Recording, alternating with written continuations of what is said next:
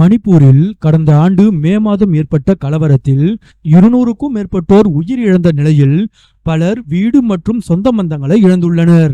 இந்நிலையில் இன்று மணிப்பூருக்கு சென்ற ராகுல் காந்தி அங்கு கலவரம் நடந்த இடங்களை பார்வையிட்டார். மேலும் நிவாரண முகாம்களில் உள்ள மக்களையும் சந்தித்து பேசினார். முன்னதாக ராகுலின் வருகையை நீண்ட நேரம் எதிர்பார்த்து காத்திருந்த பாதிக்கப்பட்ட மக்கள் ராகுல் வந்ததும் எல்லையற்ற மகிழ்ச்சியில் ஆழ்ந்தனர். ராகுலை சூழ்ந்து கொண்டு மகிழ்ச்சியிலும் நிகழ்ச்சியிலும் உற்சாக குரல் எழுப்பினர். நாட்டின் பிரதமரே தங்கள் மீது பாராமுகமாக இருக்கும் நிலையில் எதிர்க்கட்சி தலைவரான ராகுல் காந்தி தங்களை வந்து சந்தித்ததை அம்மக்கள் ஆறுதலாக உணர்ந்தார்கள்.